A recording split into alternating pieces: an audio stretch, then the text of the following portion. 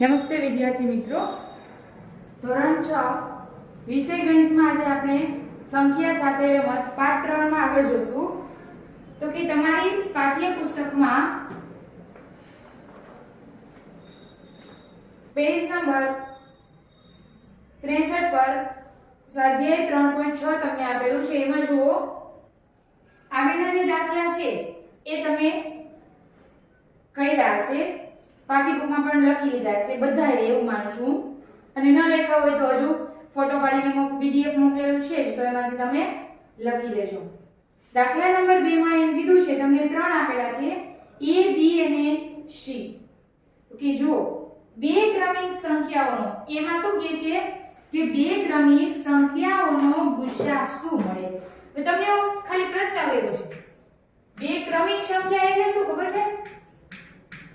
અગાઉ આપણે આવ્યું હતું ને, બે ક્રમિક સંખ્યા. તો બે ક્રમિક સંખ્યા કોઈ પણ બે ક્રમિક સંખ્યા હોય, ક્રમ નો ચૂકાવો જોઈએ. તમે 3 લીધું તો એના પછી 4 આવે એટલે ક્રમિક સંખ્યામાં 4 જ લેવાનો. અહીંયા તમને પ્રશ્ન એ જ કીધો છે કે બે ક્રમિક સંખ્યાઓનો ગુસ્સા તમને શું મળે. કોઈ પણ તમે બે ક્રમિક સંખ્યા લીધી હોય, ધારો કે અહીંયા આપણે લઈએ, ચાલો અહીંયા આપણે ક્રમિક બે સંખ્યા લેવી છે, તો દાખલા તરીકે લીધી ક્રમિક બે સંખ્યા, હું લઉં 25 અને 26 છે. તો હવે બંનેનો ગુસાઅ શોધવાનો. ગુસાઅ કઈ રીતે શોધવાનો છે? તો કે 25 નો અવિભાજ્ય અવયવ શોધવું. ચાલો, શું થશે? ભાગ ચાલશે 5 વડે, ચાલશે ને? 25 25. હવે 5 એકુ 5. એવી જ રીતે 26 ના અવયવ, ચલો 2 વડે ચાલશે, ક્યાં આવશે? 13 દુને 26. ત્યાર પછી 13 છે, હવે ભાગ ચાલશે કેટલા વડે? ડાયરેક્ટ 13 વડે ચાલે ને, તો 1. હવે બંનેના અવયવ લખીએ, તો કે 25 ના અવયવ બરાબર ક્યાં થશે? 5 ગુણ્યા 5. એવી જ રીતે 26 ના અવયવ લખો, 2 ગુણ્યા 13. બંનેમાંથી સામાન્ય અવયવ લખીએ. ચાલો, સામાન્ય અવયવ ક્યાં થશે? થશે એકે? વિચારો જોઈ. અહીંયા સામાન્ય અવયવ બંનેમાંથી એકેય છે નહીં, એટલે શું ગણાય? 1 થશે. કાઈ ન હોય એટલે શું કહેવાનું? 1. 25 અને 26 નો સામાન્ય અવયવ શું થશે? 1. કારણ કે આપણે સામાન્ય અવયવ શોધતા, જે ઊભી રીતે શોધતા, પેલી રીત મેં શીખવાડી હતી તમને, અવયવની રીતે. તો અવયવની રીતે તમે જ્યારે સામાન્ય અવયવ શોધો ત્યારે તમને 1 તો મળે છે. મળે કે ન મળે? અહીંયા તમે 1 નહીં લખો, અહીંયા તમે લખશો નહીં 1 તો ચાલશે. મતલબ કે તમે આમ લખી નાખશો કે સામાન્ય અવયવ નથી. ચલો, પછી તો કે તો ગુસ્સા બરાબર પણ તમારે 1 લખવાનું રહેશે. ગુસ્સા બરાબર શું આવશે? 1. કાઈ ન હોય એટલે કદાચ 1 જ આવે ને. હવે જો બીજી રીત તમને જે છે ને એમાં સમજાઈ જશે કે 1 શું કામ આવે. 25 ના અવયવ આપણે લખીએ છીએ આ રીતે. ચલો અહીંયા શીખડાવું છું બીજી રીત. આપણે એ રીત કરતા નથી, પણ તમને મેં કીધું છે ને કે તમે એ રીતે પણ ક્યારેક તમે MCQ માં ક્યાંય પૂછ્યું હોય તો તમારે ફટાફટ કરવું હોય એમ પણ કરી શકો. અમુક નાના હોય અવયવ. ચલો, 25 ના અવયવ ક્યાં ક્યાં થાય? 1 થાય, 25 એકુ 25, 25 25, અને છેલ્લું કેવું હતું? 25. એવી જ રીતે 26 ના અવયવ ક્યાં ક્યાં થાય? 1, 13 દુ 26, 13. આ એના અવયવ થશે અને બીજું થશે 26. તો હવે આમાંથી સામાન્ય અવયવ કયો નીકળે? જોવો જોઈએ, 1 નીકળે કે ના નીકળે? તો અહીંયા આપણને સામાન્ય અવયવ મળતો નથી, પરંતુ એનો ગુસ્સા કેટલો થશે?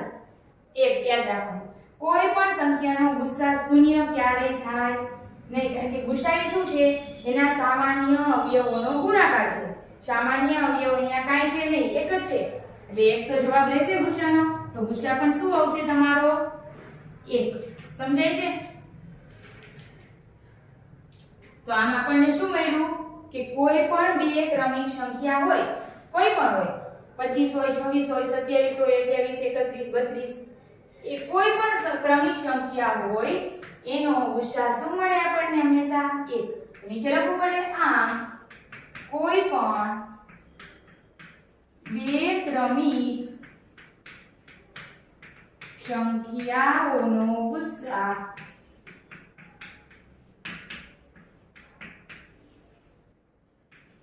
1 મળે. રેડી? કોઈ પણ સંખ્યા લ્યો, પછી 25 લીધી, 26 લીધી, એની જગ્યાએ તમે 12, 13 કોઈ પણ લ્યો, તમને ગુસાઅ મળે કેટલો? 1 મળે. રેડી? ત્યાર પછી બી જુઓ. બીમાં શું કીધું છે?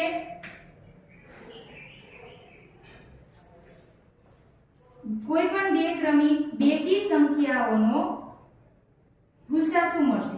હવે ક્રમિક બેકી સંખ્યા કીધી તો આપણે ધારો કે ક્રમિક બેકી સંખ્યા લઈ લઈએ. ક્રમિક બે બેકી સંખ્યા વિચારીએ. કઈ લઈશું? કોઈ પણ લઈ શકો તમે તમારી રીતે. તમે 2 ને 4 લીધી હોય તો ચાલે. અહીંયા હું લઉં 24 અને 26 લઉં. ધારો કે 24 અને 26 તો એ બંને સંખ્યા આપણે લીધી તો એનો ગુસાઅ શું મળશે? તો 24 નો ગુસાઅ પહેલા શોધવાનો. ચલો 2 12 દુ ને 24. હજી 2 વડે ચાલશે ભાગ? 2 6 12. હજી 2 વડે ચાલશે? 2 તરીને 6. હજુ 3 વડે ચાલશે? 3 એકુ 3. હવે પૂરું. એવી જ રીતે 26 નો ગુસાઅ. ચલો 2 13 દુ 26 13 અહીંયા આવશે 1. 25 ના અવયવ લખીએ. ચાલો ક્યાં ક્યાં છે? 2 3 વખત છે એટલે 2 ગુણ્યા 2 ગુણ્યા 2 અને છેલ્લે 3. 26 ના અવયવ લખીએ. ચાલો 2 ગુણ્યા 13. તો આના સામાન્ય અવયવ શું મળ્યા?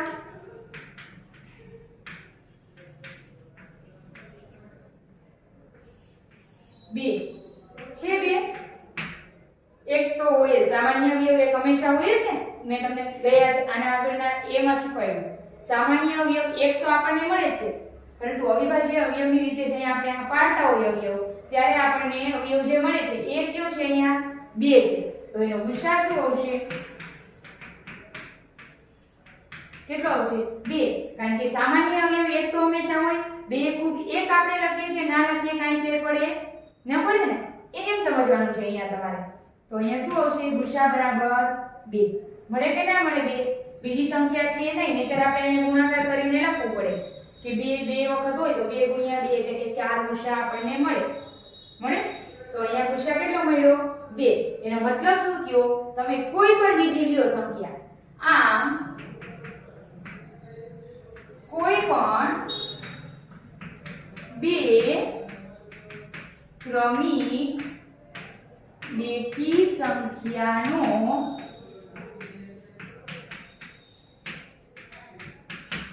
ગુસાઅ 2 મળે. કેટલો મળશે? 2. જોવું છે બીજું ઉદાહરણ બતાવજો.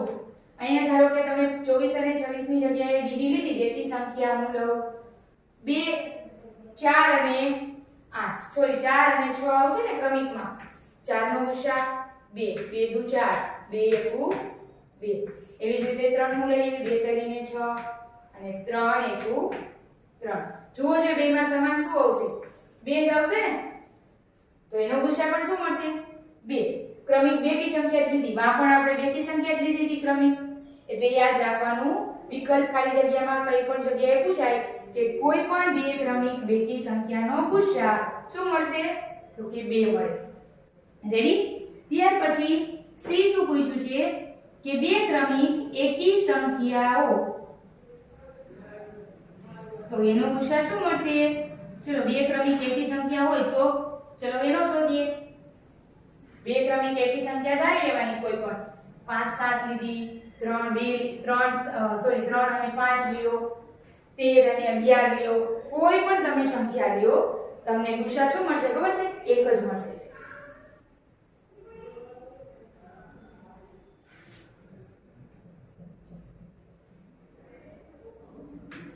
ચલો આપણે ધારી લઈએ કે ક્રમિક બે એકી સંખ્યા જે લેવી હોય તે તમને ઈચ્છા પડે ને એ તમે લઈ શકો. અહીંયા હું લઉં છું 25 અને 27. તમે અહીંયા 5 અને 7, 9 અને 7 કોઈ પણ લઈ શકો. નાની લેવી હોય તો પણ ચાલે.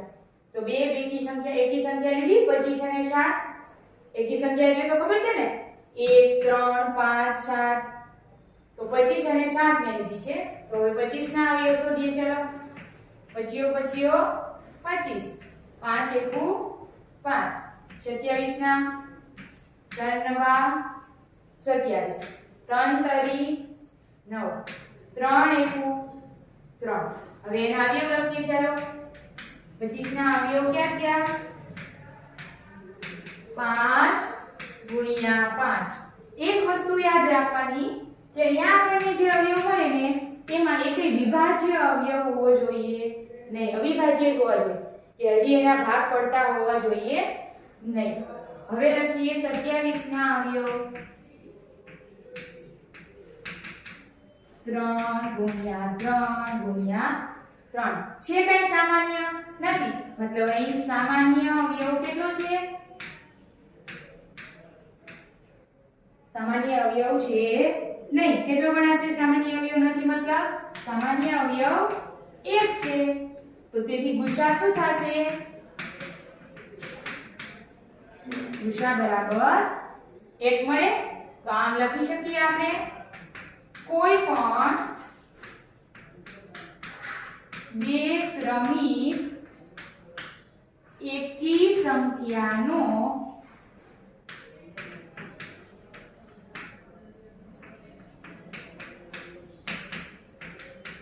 ગુસા 1 મળે. લખી શકો તમે.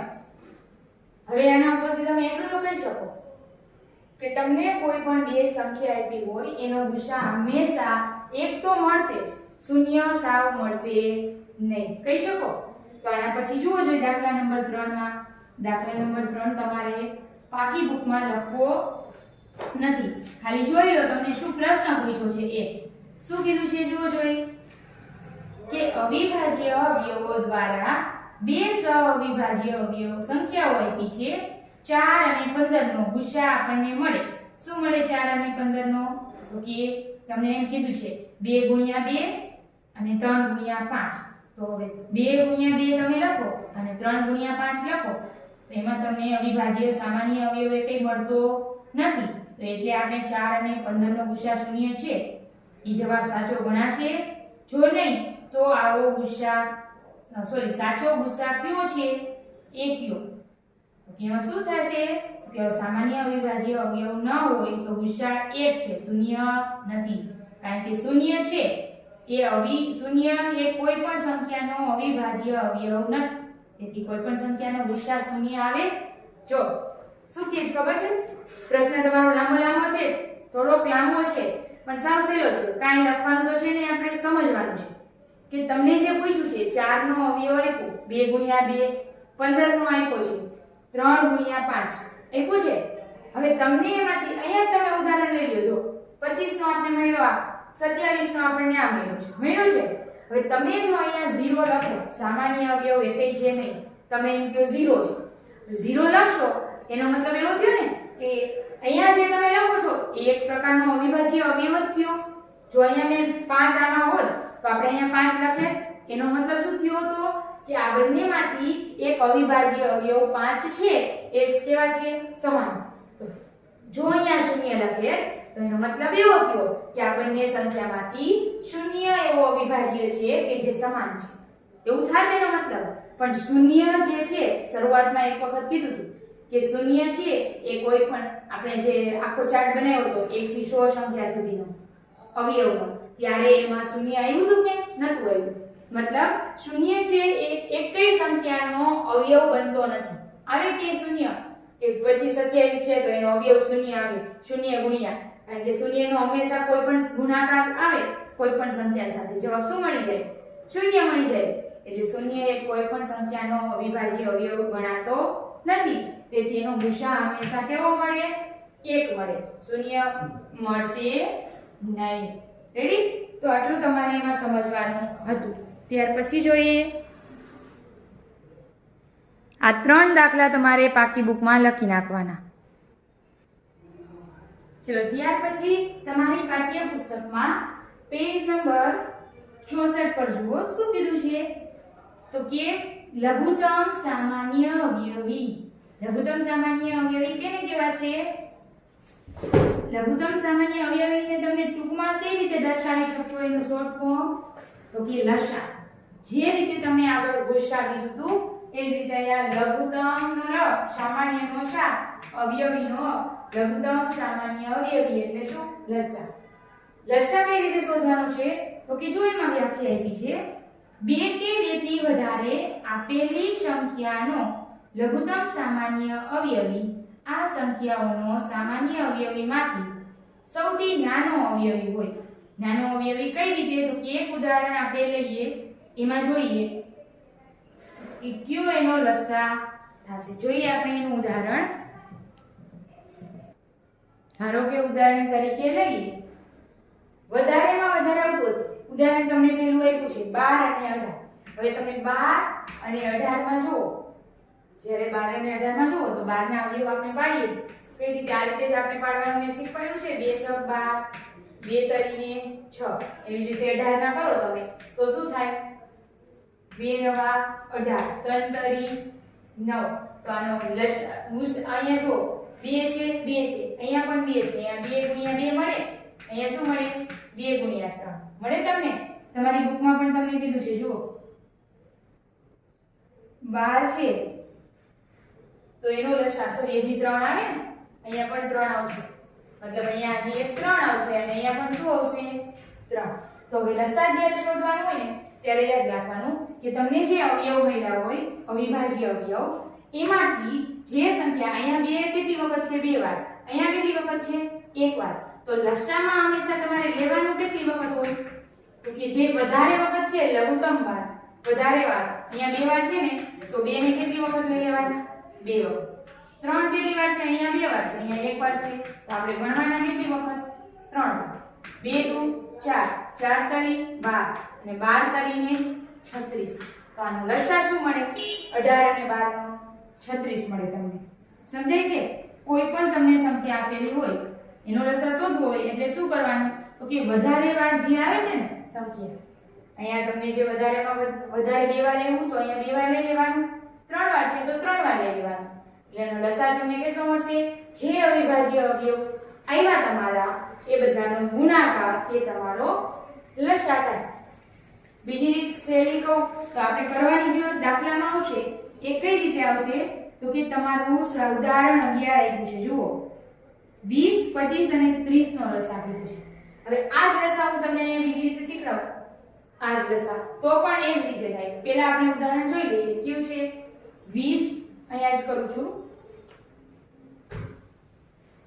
લસા કઈ રીતે શોધવો એ શીખડાવું છું. જે ગુસામાં આપણે શું કરતા?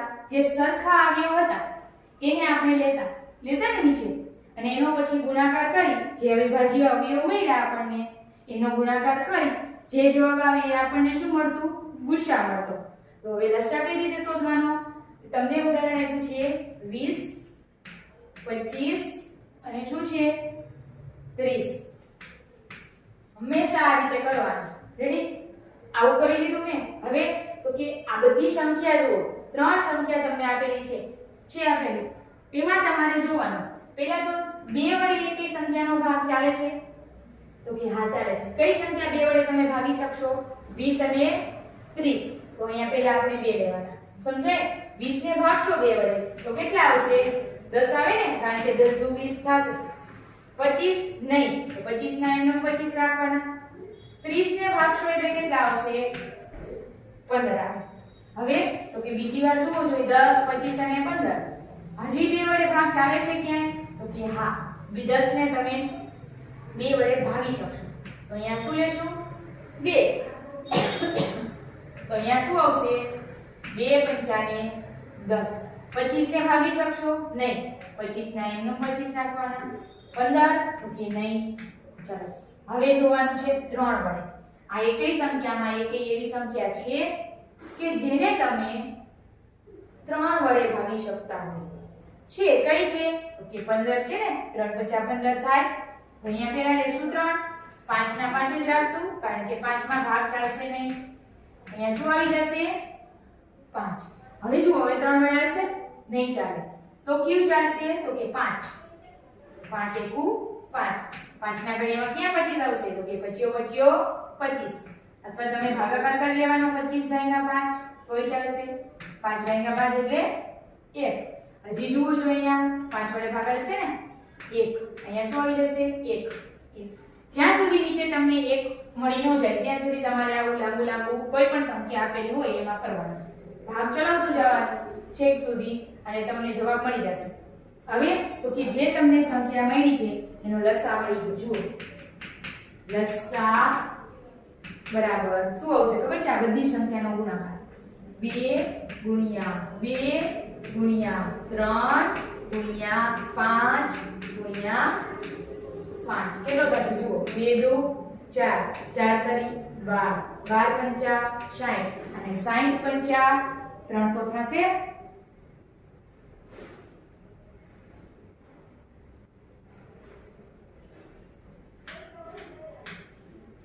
એટલે કે 60 × 5 કેટલા થાય? 300 થાય ને. 5 × 6 = 30 ને 0.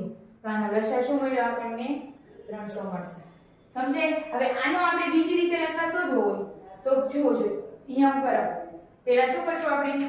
20 ના અવયવ કરી. ચાલો 2 દાન 20, 2 પંચાને 10, 5 એકુ 5. બાજુમાં 25 ના કરીએ. ચાલો 25 25, 5 એકુ 5. આવું જ કરશું ને આપણે.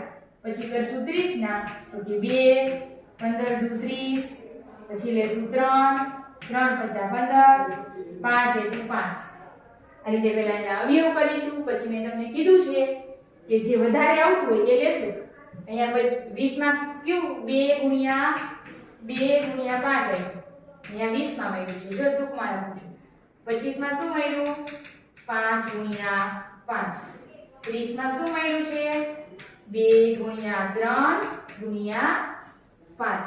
હવે જ્યારે લસા લઈ ત્યારે મેં કીધું એમ કરવાનું. લસા બરાબર શું થશે તો કે સંખ્યા જોવાની. અહીંયા 2 કેટલી વખત છે? 2 વખત છે. અહીંયા કેટલી વખત છે? 1 વખત. ભલે ને આમાં ન હોય તો પણ આપણે ગણવાના. જે જાજી વખત છે એ ગણવાના. 2 × 2. પછી 3 કેટલી વખત છે? અહીંયા 1 વખત છે. અહીંયા છે કેટલી વખત? નહીં. 3 લખવાના. રાખી નહીં દેવાના એકેય સંખ્યા. બંનેમાંથી જોવાની. પછી અહીંયા કેટલી વખત? 5.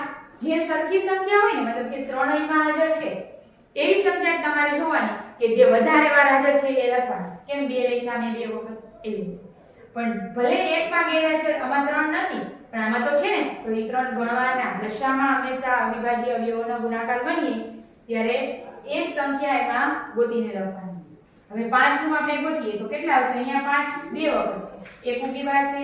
આપણે ગણતરીમાં કેટલી વાર લેવાના? વધારે વાર છે તે. તો આવી ગયો લસા જોવો જોઈએ. 2 × 2 3, 5 અને 5 આવી ગયો. તો આના કરતા તમને કયું સહેલું પડે? આ રીત સહેલી પડે. કરવાની છે તો આ જ રીતે. લસા હંમેશા આ જ રીતે થાય. આ તો તમને ઉદાહરણમાં એક સમજાવું એટલા માટે. આપણે આ કરીએ ને એમાં ગુસ્સા કરતા. તો તમે ગુસ્સા કરતા ને એમાં ગુસ્સા શું આવશે ખબર છે તમને? જુઓ જોઈએ શું આવશે ગુસ્સા. આનો ગુસ્સા શું આવે? અહીંયા 5 છે, અહીંયા 5 છે, અહીંયા 5 છે અને 2 બધામાં છે નહીં. આનો ત્રણેયનો ગુસ્સા શું આવે? 5 આવે ને. જો 2 હોત તો 5 × 2 = 10 આવે. એટલે ગુસ્સા કરીએ ત્યારે આપણે આ રીતે કરવાનું અને લસા કઈ રીતે કરવાનું? હંમેશા આ રીતે. સમજાય છે? પેલા આપણે અલગ અલગ તમારે અવિભાજ્ય અવયવ પાડવાના નથી જરૂર. આ રીતે તમે અવિભાજ્ય અવયવ પાડશો તો ઈ જ જુઓ. તમે ખાલી 20 ના અવિભાજ્ય આ નહીં જોવાનું. 20 ના ભાગ પાડતા હોય તો આવે 2 દાન 20, 2 પંચાને 10. પછી ડાયરેક્ટ આપણે અહીંયા 5 એકુ 5 લેતા તો એ તો નીચે આવી જ જશે. બધાના એકી સાથે અવિભાજ્ય અવયવ અહીંયા પાડેલા છે અને છેલ્લે લસા મળી જાય આપણને. મળી જાય તો આ જ રીતે બધા દાખલા આપણે કરવાના થશે કે ના તો કે સ્વાધ્યાય 3.7 ના બધા દાખલા જે છે ને એમાં લસા છે અમુકમાં ગુસ્સા પણ માંગ્યો છે, તો એ આપણે દાખલાની રકમ જોતા જશું. શું કીધું છે? કારણ કે જો એમાં વ્યવહારિક દાખલા જેવું છે એટલે એમાં તમારે રકમ વાંચવી જોશે અને એમાં કીધું હોય ને કે લસા શોધો કે ગુસ્સા, એ જ તમારે શોધવાનું થશે. રેડી? તો અહીંયા સુધી આપણે રાખીશું. કેટલું આજના તમારે ઓલા ABC 3 દાખલા પાકી બુકમાં લખવાના થશે, જે ફોટો પાડીને હું મોકલીશ. રેડી? તો અહીંયા સુધી રાખીશું. અસ્તુ. જય હિન્દ.